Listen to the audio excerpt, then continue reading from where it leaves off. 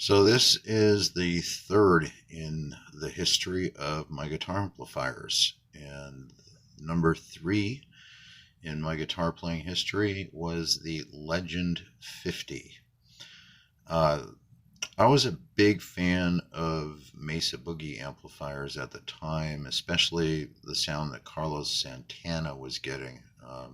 Highly recommend anybody out there to listen to the Moonflower album of Santana.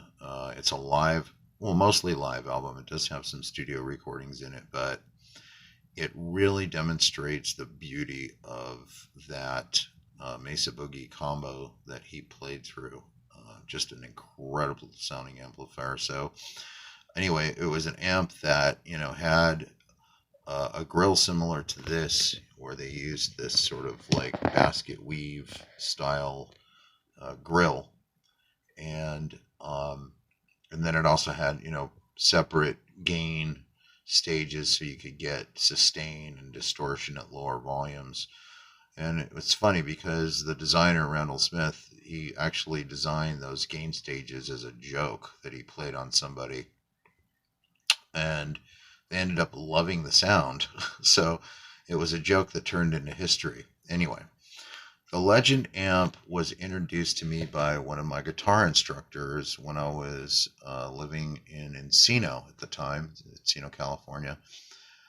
He's a guy that showed up at my high school and started demonstrating some of his guitar prowess at one of our music classes. And um, I got to know him, took some lessons from him, and I guess he was getting endorsed by this company, Legend.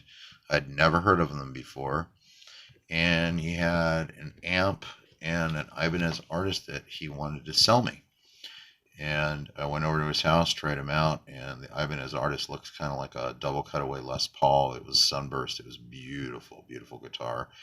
And this amplifier, it was cool because it had great distortion at low volumes. You didn't have to crank it up to get sustain out of it. Well, it turns out this amp's actually a hybrid. So it's part tube and part solid state.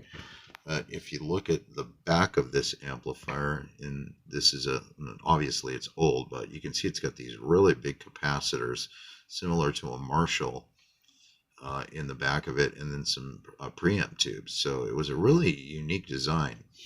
Anyway, I ended up buying it from him, and I kept it for all the way through high school, and until I left home. I actually brought it with me back east and ended up gigging with it. It was easily loud enough to play with a drummer, even though it was solid state tube hybrid. And then I noticed at the time, like we were covering some ZZ Top songs, and I noticed the guitar sounded exactly like the sound of those songs. We were playing like songs from the Eliminator album, like Sharp Dressed Man and Legs and all that.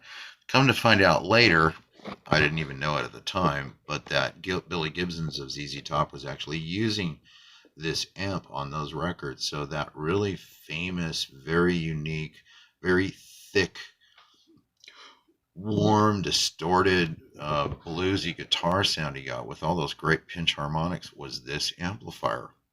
So for that type of music, it was a really, really good amp, and it had killer lead tones, and it was extremely reliable and really well constructed. You can see it's got this wood all the way around it. So I think they were kind of copying Mesa Boogie, but obviously using a hybrid design, which was unique at the time.